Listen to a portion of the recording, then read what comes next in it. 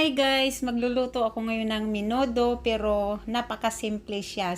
Simple lang aking sangkap. Ito yung baboy, kasim, carrots, patatas, kamatis, bell pepper, sibuyas, bawang, paminta, toyo, tsaka meron akong pasas, tsaka tomato sauce. Tapos gagamit ako ng pork cubes pangpasarap. Yan lang siya, simple.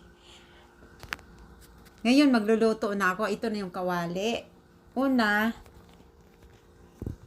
yan, isangkot sa ko muna yung bell pepper para bumango.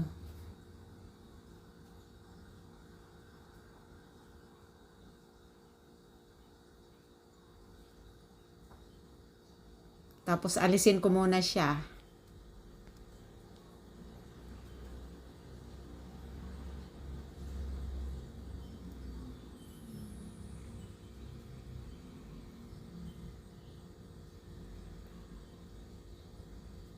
Tapos igisa ko na ang bawang.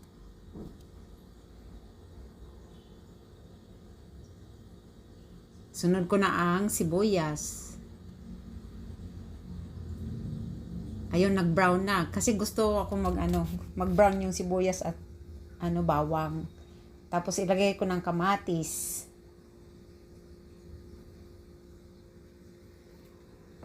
Tapos itong kamatis, kailangan ko nang idurog. Yung gusto kong yung durog-durog talaga, durog-durog. Ayan, dudurogin ko siya ng maigi. Yun, nagkakatas na siya. Saka ko na ilagay ang karne. Ito na, ilagay ko na ang karne.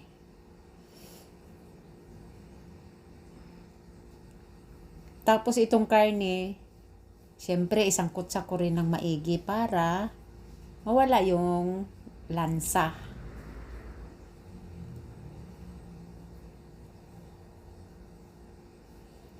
So, ito na siya. Nag-brown na talaga. Medyo sunog na nga ang kawali. Pero okay lang yan kasi mabango. Ayun, ito na yung paminta. Tapos toyo.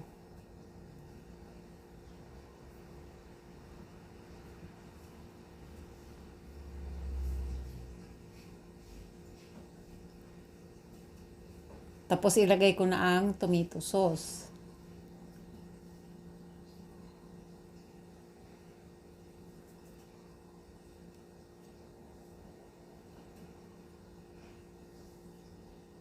Tapos lagyan ko siya ng tubig kasi papalambutin ko yan.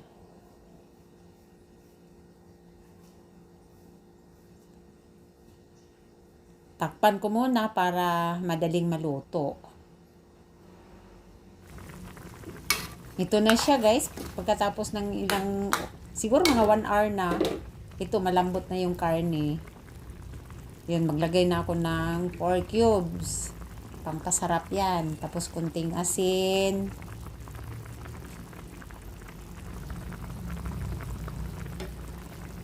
Ilagay ko na ang carrots. Unahin ko yung carrots kasi matigas yung carrots eh. Matagal maluto ba?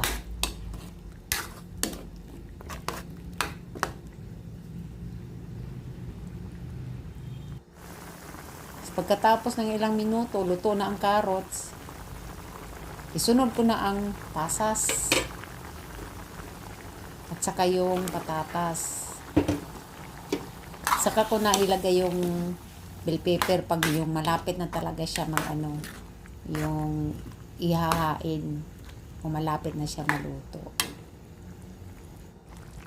So, ito na guys.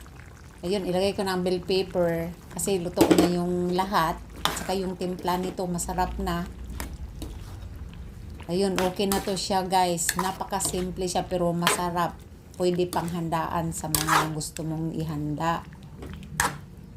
Okay, thank you for watching. Bye!